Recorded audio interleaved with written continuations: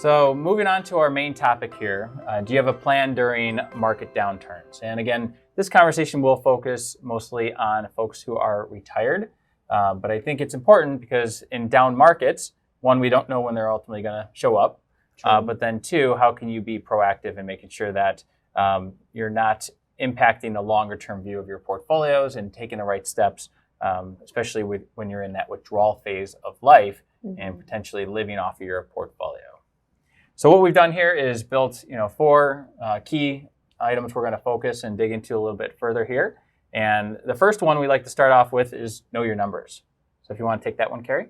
Yeah, I think a great place to start, whether it's down markets or not, is really just understanding what it takes to maintain your lifestyle. You can start with figuring out the different sources of income, whether that's a monthly or an annual number, being familiar with what that is and where those different income sources are. For example, maybe that's a pension, maybe those are your retirement accounts, dividends, and other interest-bearing products. Those are all sources of income. And then on the flip side, understanding how much you're spending, whether that is just your regular living expenses or those bigger rocks, we like to say, the larger expenses that come periodically throughout the year. That's a good place to start, just being familiar with what your total lifestyle looks like. And also being honest with yourself. Right. We talk a lot about annual spending with clients, and they'll give us a number, right? And then as we get into the relationship, especially newer clients, we start to measure that, monitor that, and sometimes it's not exactly in line with that. And it's important to be true to yourself and just throw everything out there. Make sure you understand what your draw rate is, because the importance there is if you are taking money from the portfolio in a down market, you want to understand how much potential principal are you pulling from, and then ultimately where is it coming from?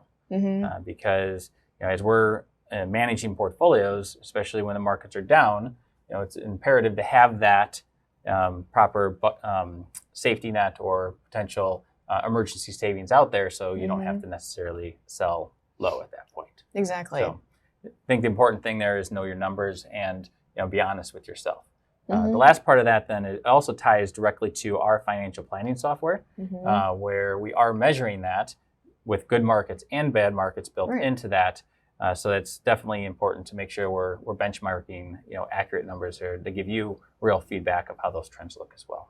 And perhaps we haven't looked at the spending number in maybe 1-2 years.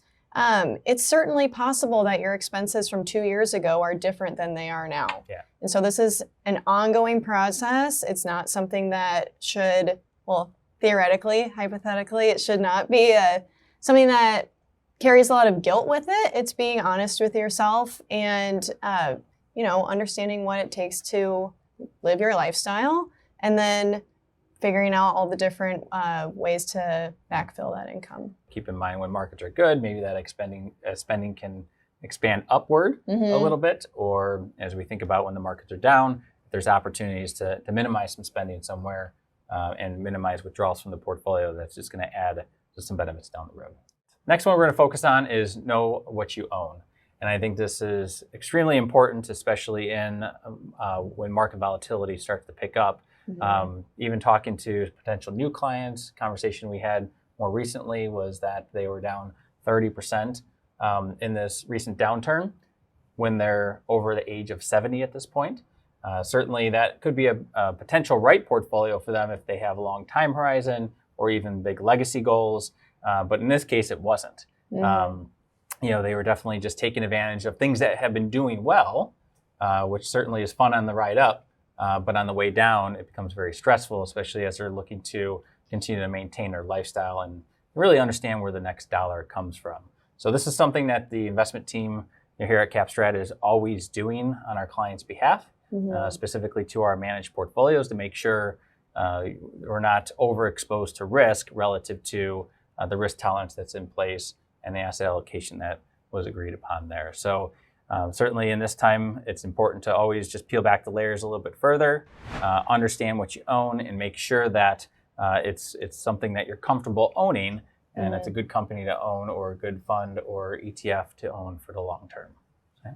Yeah, I think that Personally, I feel like it's one thing to know what exactly you're invested in, but then also know how those different investments are supposed to act in certain market environments. Exactly.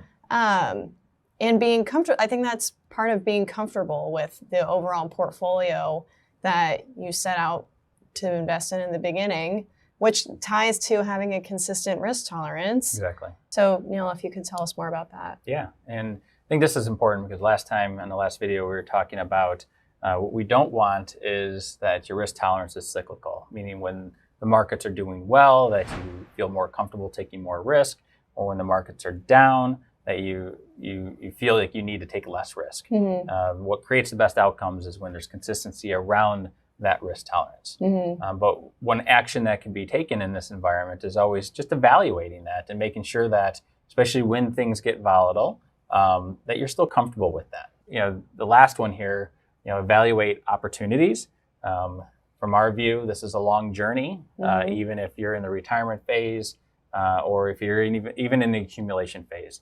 And I think it's important to make sure that you're proactive in the approaches and you're not just sitting on the sidelines and you're thinking about what opportunities can this environment create going forward. So why don't we dig a little bit into that as we think about strategies in the down market. So oftentimes down markets can actually present some opportunities. These are things that we want to kick the tires on, as they say. The first one that we'll talk about is potentially putting more cash to work, more capital to work, and buying in down markets. You can think of it as finding some sale opportunities. Who doesn't love a good sale? And buy at more attractive prices with the idea that with the market upswing, whenever that may come, that your capital would be put to good use that way. Yeah. And relative to the money that's invested right now, especially in our managed strategies, the team is actively looking at those opportunities. Mm-hmm. Even looking at situations where you have extra savings, or maybe your emergency savings were much greater than they need to be. Mm-hmm. This is something that we want to continue to evaluate and see if there's opportunity to even average into these markets as well. The other thing related to investing we think about is tax loss harvesting. This is something the team is actively looking at throughout the year, but if you have your own investments on your own that are at a loss at this point, Mm-hmm. that there's an opportunity to sell that position, lock in that loss, and even buy that position back after 31 days, and then use that loss to offset even a future gain opportunity as well. Mm-hmm. So again, being proactive there and mindful of where we're at in any market environment can help from the tax management side of the portfolio as well. Well, another one is looking at Roth conversions. The idea being that if there is a down market and your, let's say 100 shares used to be worth $100, now let's say they're worth $50, but you still have 100 shares. You could look at converting those pre-tax shares into Roth.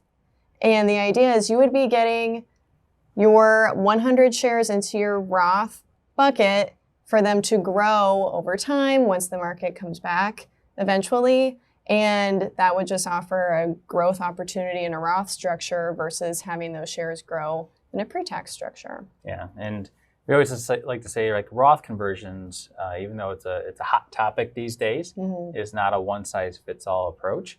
Where we take the approach of really digging into those tax returns and analyzing, understanding what you're converting those dollars at Mm-hmm. from a tax standpoint. Because remember, if you pull money out of a pre-tax structure and move that to a Roth structure, every dollar is going to be taxed at your ordinary income tax rate. Correct. So that could create more ripple effects around not just pushing you into a higher tax bracket, but also it can impact Medicare premiums and a host of other factors there too. So I'm not saying we're not against it, but it's really want to be strategic about it, have awareness is kind of the theme of this conversation, because there will be a tax bill coming down the road on that piece of it, and you just want to be prepared for that when that time comes.